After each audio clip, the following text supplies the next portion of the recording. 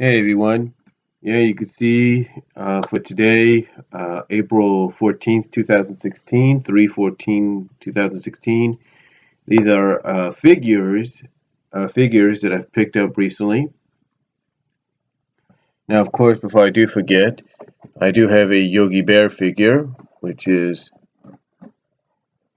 right here, given to me by Frank Hill. So we'll start off with that. So we'll put that back over what was, hopefully without no damage. I had to pull it out of its slot, so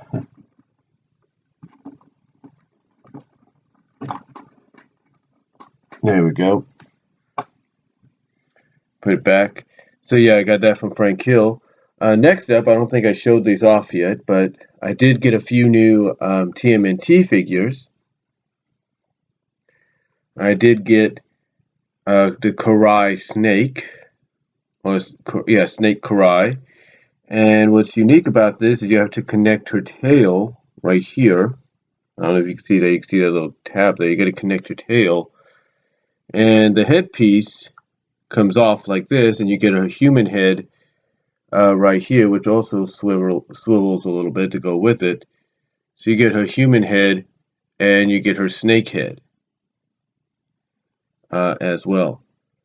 And all you have to do is just place it on top, and there you go. And of course, you got her little snake arms right here with little snake heads on them.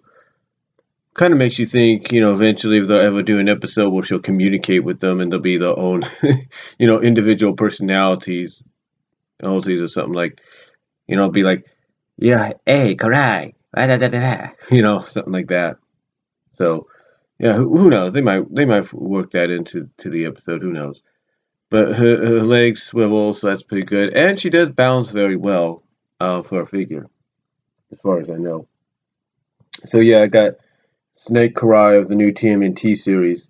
And yeah, again, to confirm for anybody that wonders why, I may say this about the series and all that, it doesn't mean I'm not going to collect the figures. I am a fan of TMNT, so I am going to collect the figures. Don't get me wrong about that. Up next, we have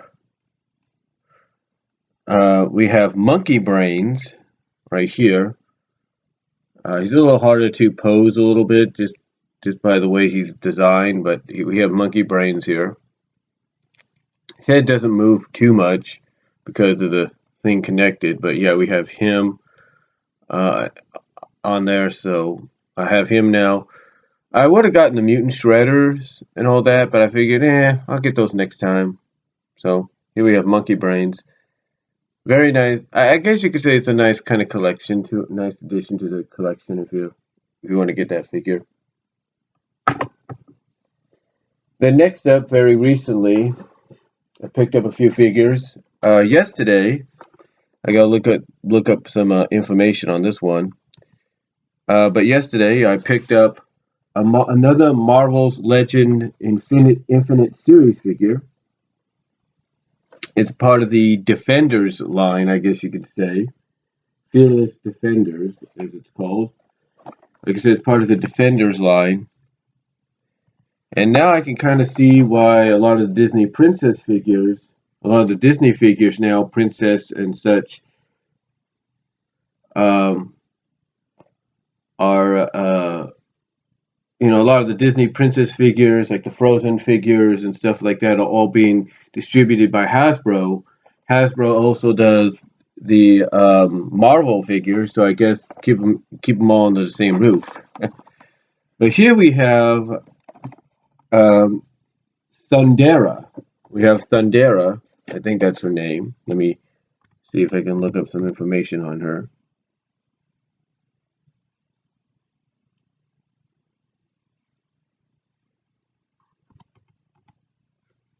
Here we are. Thundera.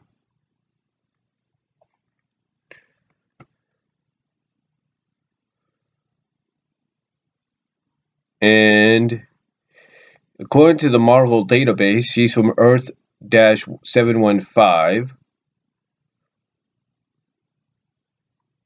She is an anti-hero. She's an anti-heroine appearing in American comic books published by Marvel Comics. She's often aligned with the Fantastic Four. Okay, so she's a Fantastic Four character. It's kind of interesting. It's interesting because due to the fact that Fantastic Four right now is licensed movie-wise by Fox. And we know the problems Fox and Marvel and Disney have all had.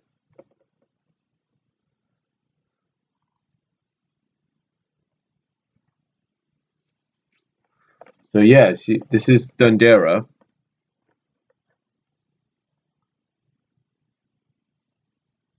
And she has a chain as her main weapon, a heavy chain. But she is, according to Marvel, an anti-hero. According to the information here, Thundera was born in one of the many possible futures of the planet Earth. In her time, the sexes were divided into two warring factions, where men were one time physically superior to their feminine counterparts. The women had genetically enhanced themselves to level the playing field. Since both sides would not use the other for reproduction, they had developed their own methods such as cloning.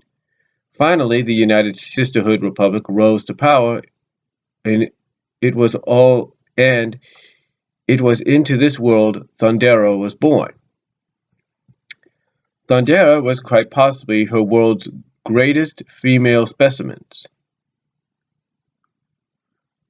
And as she won countless battles against men, she was revered as the Sisterhood's greatest hero.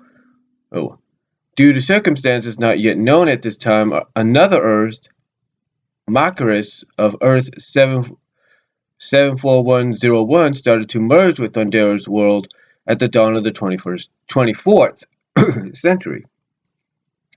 The elders sent Thundera back in time to clone more powerful children. When she arrived in the past, Thundera was noticed by the wizard. He told her he would bring her to the most powerful mate. He would bring her to the most powerful male if she joined his frightful four. So she did. The wizard, easy for me to say. Hold on. Much better. What was I? Okay. The wizard led her to one of his most hated enemies, the Thing. And Thundera attacked him with her new allies.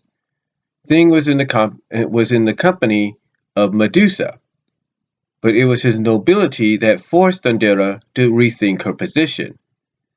Sandman attempted to kill the Rocky Warrior, but Thundera saved Thing's life. She also aided the rest of the Fantastic Four. When Wizard threatened the life of Franklin Richards, son of Mr. Fantastic and the Invisible Woman,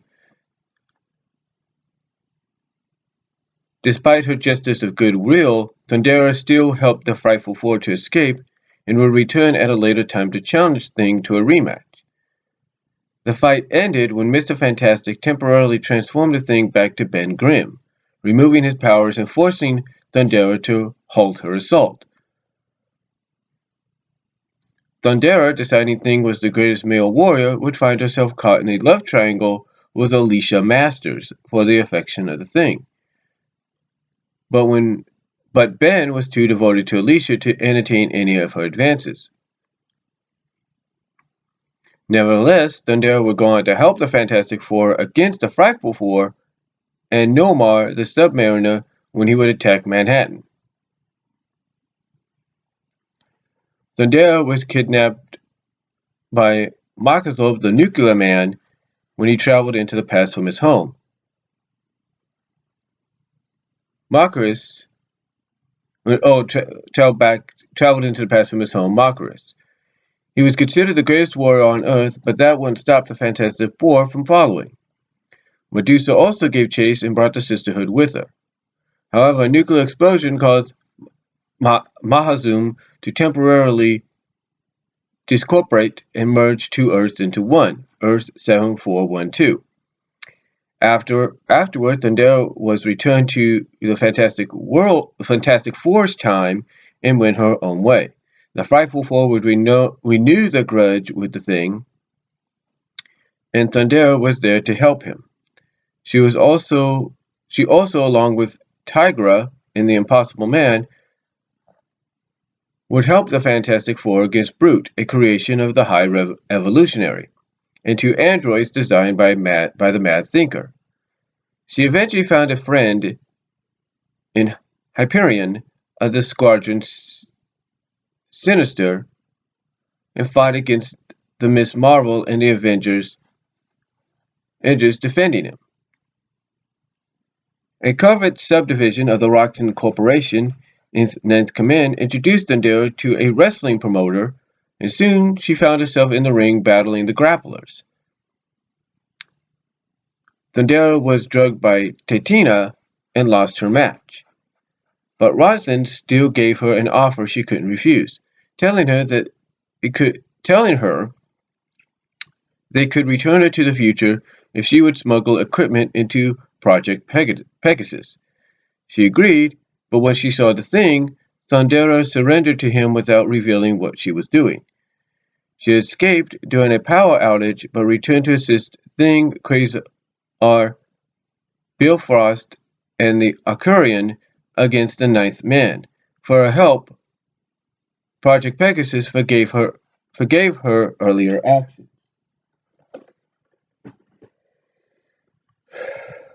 I know it's a lot to read, so I apologize. I'll be right back. Sorry about that. Continuing on. All right.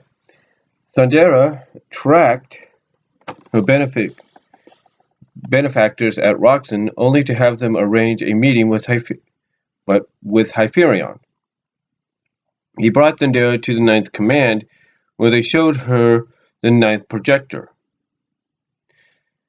This technology was said to be able to take her to a version of her world that never merged with Macris. Thundera stole the projector, and she and Hyphen would soon battle the Thing. Learning the device was going to explode, Thundera professed her love for the Thing one last time before returning home. The projector sent Thundera to Earth 8009, where she took her place at the head of the United Sisterhood Empire of North America. Some of the warriors of Macris remained there and constructed a six-armed android able to weaken the Sisterhood on a genetic level. Thundera returned to modern-day Earth, bringing the Thing back to the future where he defeated the android, and she finally came to terms she would never have him as her husband since his heart continued to belong to Alicia. Thundera sought out other dominant males and eventually traveled to the world of Polemachus, where she met the world's champion Akron.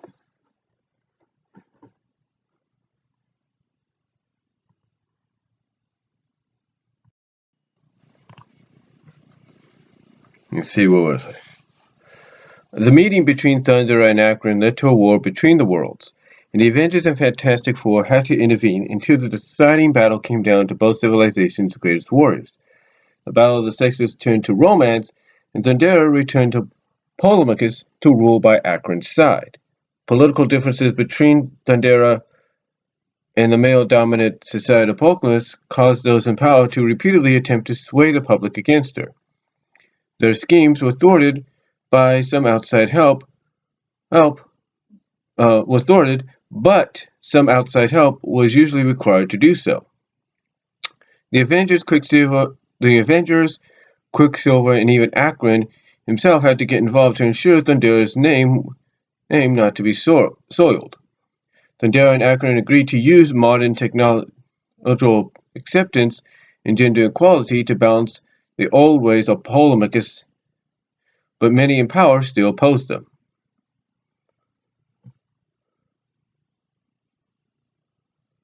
Yeah, it's a lot to read, so I'll provide a link down below so you guys can check it out. But yeah, Thundera is apparently a very powerful warrior. She's sort of an anti-hero. Basically, she does the right thing. It basically says later on she went to challenge the Incredible Hulk, and she was involved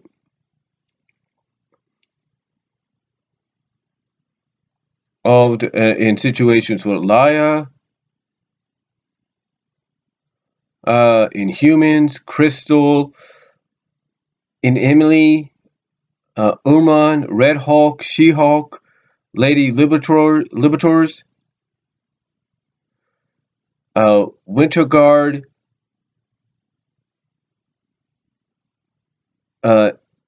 Intelligena, Domino, Red She-Hulk.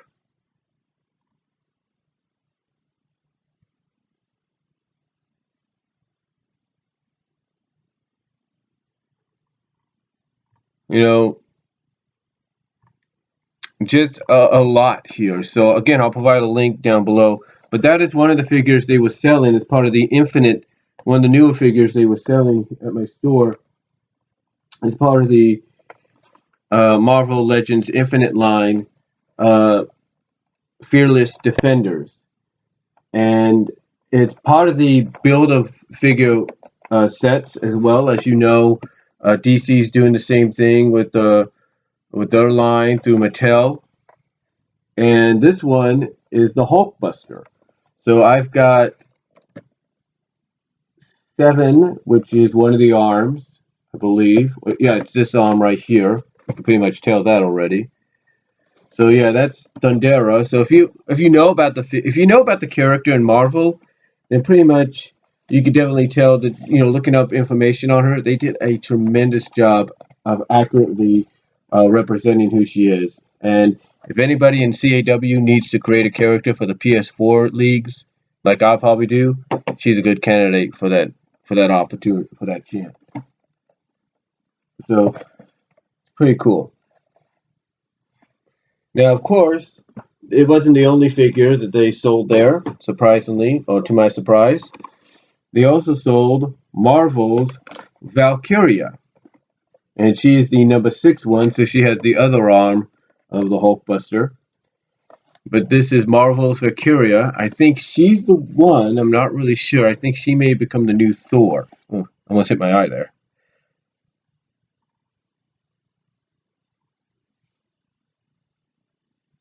Um,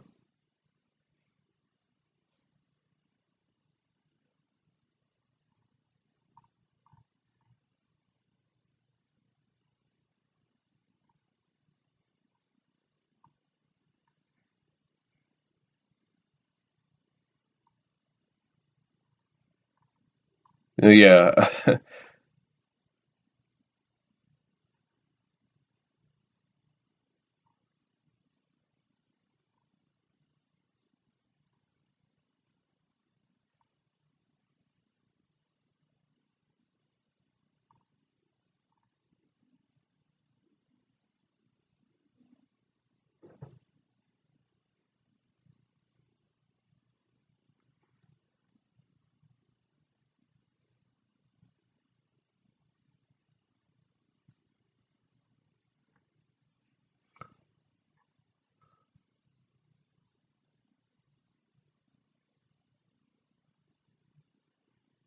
Yeah, I'm just looking up something here.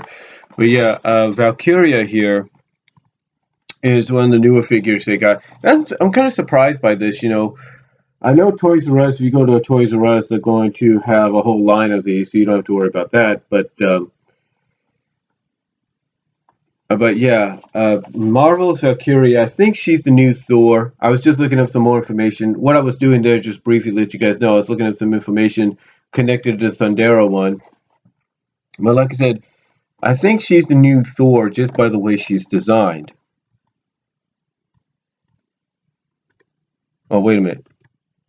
Hold on. Go get back to.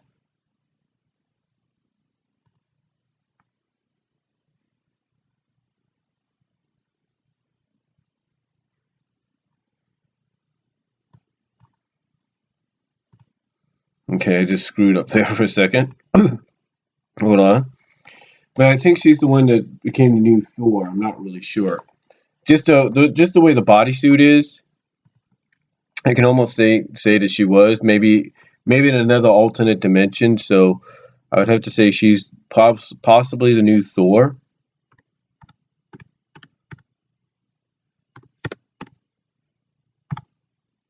There we are. Marvel Valkyria.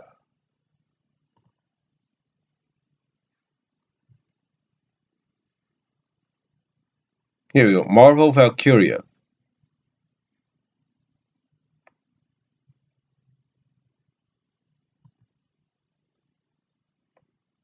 Actually, I don't know if she's the new Thor or what, but I'm gonna look at her. Well, her real name is Brunhilde. Why am I not surprised?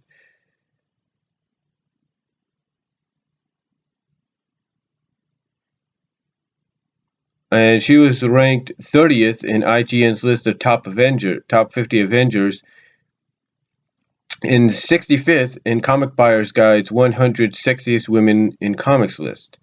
So she's pretty much in the top 100 and top 50. So let's see. This is all I'm looking at Wikipedia's deal. You have other versions of her. You have Samantha Perrotin.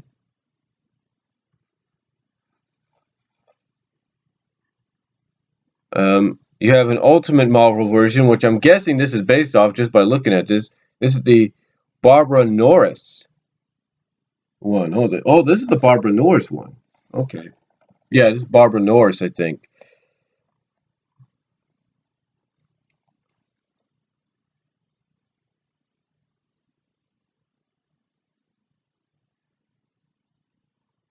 So you see, she has made some appearances before in media. She's been in the Superhero Squad. Um,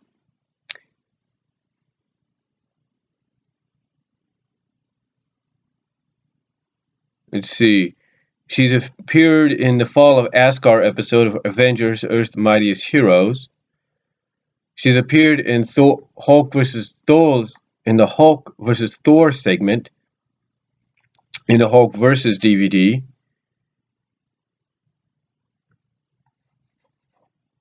Uh,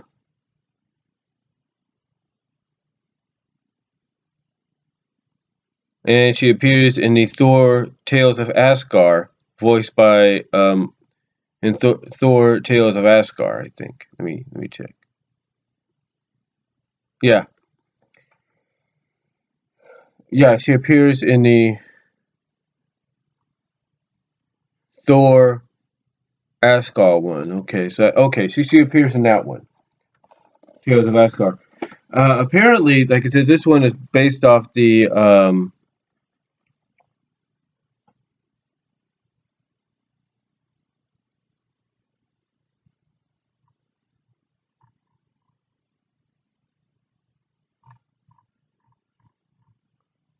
apparently, again, just looking at the designs here,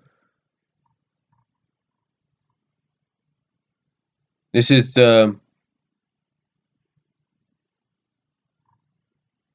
this is based this is based off the Barbara Ross one. Like I said, apparently, it's apparently based off the Barbara Ross one, just by looking at the picture here.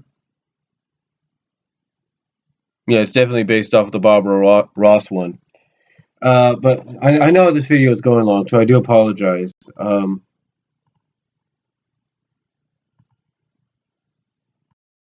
Yeah, sorry about that. But like I said, apparently she's based off the not the Betty, but the Barbara Norris one. So that's out of the Ultimate line. So, and again, you just look at the picture. You look at the picture of her.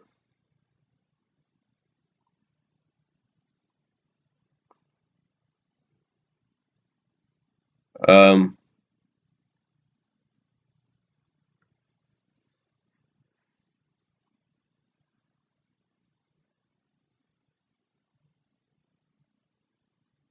let's see.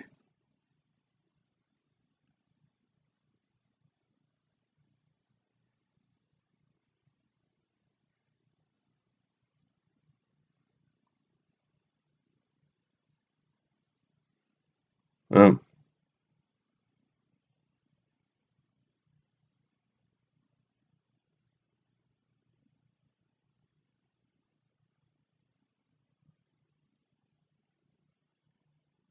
Um,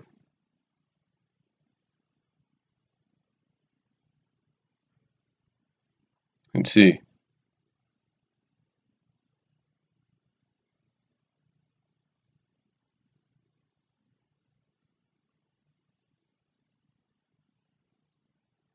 Yeah, she's the new. She is the new Thor.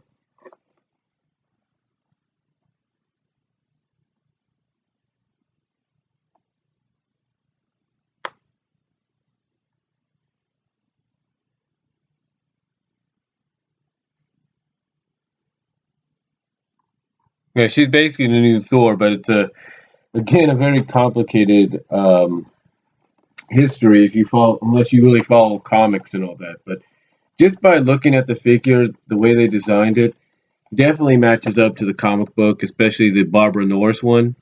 Nice detail and everything, and it's a nice collector to have, even if you don't look into collecting them all to build the Hulk figure, the Hulk busting figure, because it could always sell that in on its own. I mean, let's be honest. But I do like the design, so that's one of the figures I picked up. The Valkyria one, which is obviously, like I said, based off Barbara Norris. Kind of see that. Yeah, put these to the side here. And last but not least, we got this big boy. There was only two left at my job, so I figured, might as well get it. Here's the problem, though. I should have realized that this was 44, even though it pretty much was tagged under the 20. It was placed above the $24 or $24.95 tagline. I should have realized it was $20 more. But I figured, you know what? There's only two left. Might as well get it. And boy, am I glad I got it. Because there's none left now. Because here we have the Combiner Wars Skywarp. And sorry, Combiner Wars Skywarp. Now, I don't know exactly what this guy does as part of the Combiner Wars set. Um, he does transform in 17 steps. 17. You can see that right there. But again, I don't know exactly what he does for the Combiner Wars. I don't know if they just put him out there for Combiner Wars. Unless he becomes an arm or something for Megatron, but that's going to be like, are you crazy? How's that going to work? But yeah, there he is. So I don't know really, what his purpose is, unless he's going to be holding the Soundwave Combiner War figure, not Soundwave, but uh, the Shockwave, I should say, the Shockwave Combiner Wars figure. I don't know if that's the reason he's made this way, but definitely I will say this: just looking at it, definitely a great representation of the G1 figure in a sense. True, there are some differences. You can see that, but it's just a great representation of G1 figure. It's almost, I should say, almost along the lines of a masterpiece figure. Almost, this is almost like a masterpiece figure, but not really. But it's really nice to have. It is authentic, Transformers authentic. It says it right there. It's part of the Generations line, but it's in part of the Combiner Wars line. But just tremendous to have, just tremendous to have. And obviously, it looks like it's battery operated too. So let me see, because I don't know if it's battery operated. It doesn't say anything about batteries, but apparently the eyes are supposed to light up. I guess I don't know, well, unless that's just for effect. But yeah, it's really nice to have, and you know, I got a bonus this past week, and I figured, I need to get myself something. But I'll tell you this: it shows you how fast the bonus goes. Check even with the bonus goes when it comes to bills and stuff. But yeah, just really nice to have and everything. That's my laundry that went off, and you can kind of tell on the back they got these little specs. They do have instructions, specs, if you will, of how he's supposed to go and everything. Oh well, it's not just him, but it's all the other figures too. So that's pretty cool. Let me see. Oh yeah, it's all the Combiner War figures. It's kind of like I think it's kind of like what Bolt Matrix and Optimus showed. So yeah, it's really nice to have. I don't know if any one of them have done a review on it yet, but if they have, I would say check those out. But this is the newest Transformer figure I got, and I will be getting more down the line. The other figures, of course, I got were Chromia, which is part of the Generations line, 30th anniversary Generations line. I got her. I got Chromia. So I think I've shown her before. And then, of course, like I've shown you previously, but I'm not going to get them down. The other figures I got were the Batman v Superman figure of Wonder Woman, the Batman v Superman figure of Superman, the Batman v Superman figure of Batman, the Batman v Superman figure of Armored Batman, and then, of course, 30th anniversary of the Dark Knight Returns Superman figure and Dark Knight Returns Batman figure. So those are the ones I got, and just thought, like I said, let you guys know about it. But again, these are the up-to-date figures that I got as of today. Some I may have shown in the past, some I may not. But thank you all for watching. Again, sorry this went a little long. I will provide a link down below to the information for Thunderia and maybe even Valkyria. You can read up on those. And again, thank you all for watching. Oh, I also picked up, just to let you know, even though it's not figure related, picked up the official Zootopia handbook. So, which is a nice little handbook. If you've not gotten it yet, just got a ton of information in there. Really nice. Let's see if I can find. Let me see if I can find Judy. Let me see if I can find Judy in here. But it definitely gives you. Well, this she is with her family. But it definitely gives you a lot of information about the areas that are seen in Zootopia throughout the movie, apparently.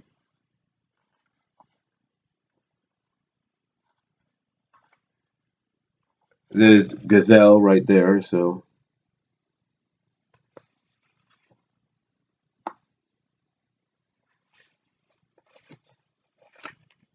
Let me see. I know she's in here somewhere. Oh, there she is again.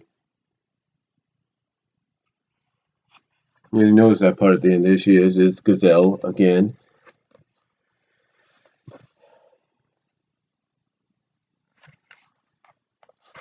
And then, oh, there's Judy. There's Judy right there. So, and of course, she's on the cover along with Nick. But it's really nice to have. This was the only one. I think, yeah, it was the only one that I had. The only one they had at my job. So, if you are a fan of Zootopia, definitely pick this up. You'll like it. But that's all I'm gonna say for this figures that I picked up recently for today, April. I mean, not April, but March 14th, 2016. Let me know what you guys think down below. Comment if you like, and I will talk to you all later. And again, sorry this went a little long.